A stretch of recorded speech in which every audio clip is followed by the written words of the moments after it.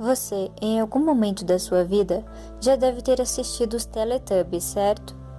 Para quem não conhece, os Teletubbies foi uma série americana criada pela BBC com parceria com o Ragdoll e tinha o propósito de entreter o público infantil. Passou no Brasil, na TV Globo de 1999 até meados de 2000.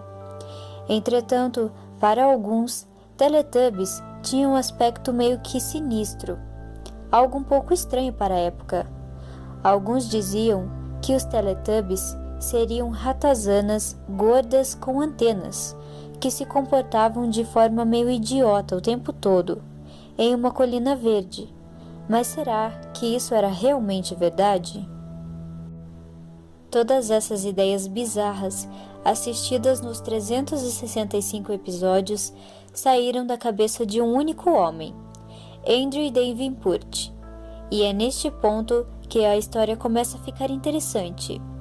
Davenport é o diretor criativo da Ragdoll e um campeão de audiência nos programas que levam a sua autoria.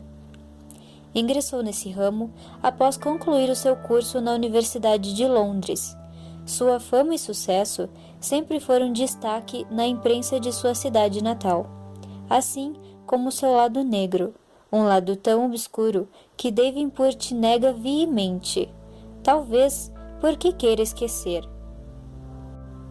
Durante sua infância, Andrew teve problemas na escola, sendo obrigado a estudar em um colégio que era um tipo de escola militar, que tinha a má fama de maltratar os seus alunos. Nesse período, ele involuntariamente se submeteu ao rigoroso plano de disciplina do colégio. Dentre os eventos desse plano estava passar um final de semana em uma base militar. Depois dessa viagem, ele voltou transtornado. Aquele menino sempre elétrico virou uma criança séria, sem expressões. Sempre triste pelos cantos. O jovem nunca tocou no assunto abertamente. Chegou a frequentar um psiquiatra para se livrar do trauma, mas não obteve sucesso. Com o tempo, o impacto dos acontecimentos da viagem diminuíram, até se anularem nas profundezas de sua alma, e ficou lá escondido, até o dia em que ele decidiu colocar as ideias no papel. Era a criação dos Teletubbies. Agora, o já adulto Andrew apresentava aos executivos da BBC o projeto para este programa infantil. Tudo muito bom, muito simples. Ou, pelo menos, era o que parecia ser. Em um certo dia, Davenport foi a uma festa com toda a equipe do programa. Ele exagerou um pouco na bebida e terminou em um estado deplorável.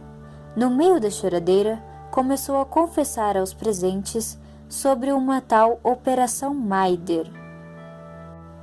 Segundo suas palavras, durante a viagem feita com o colégio militar, aos seus 13 anos de idade, ele e seus colegas foram submetidos a um experimento.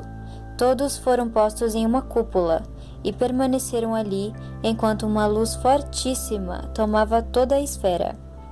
Andrew revela que desmaiou, acordando em um lugar totalmente bizarro.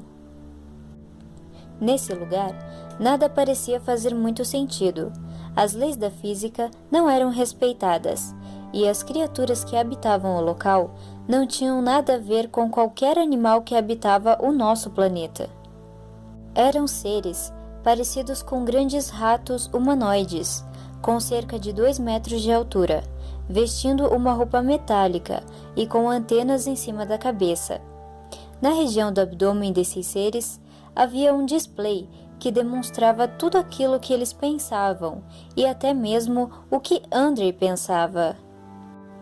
Todos se comportavam de maneira muito boba, emitindo algo parecido com risadas o tempo todo. Pareciam crianças. Ele e mais 3 de seus colegas permaneceram nesse local, segundo sua perspectiva, por longos meses. Se comunicavam com as criaturas por pensamento, e elas materializavam tudo aquilo que eles desejavam, quase sempre com um sorriso no rosto. Certo dia, no meio desse ambiente incomum, Andrew e seus colegas encontraram um pilar, uma pedra de forma cilíndrica, que emitia uma luz intensa. Curioso, um de seus colegas tocou nesse cilindro e desapareceu. Os outros ficaram temerosos e saíram dali correndo.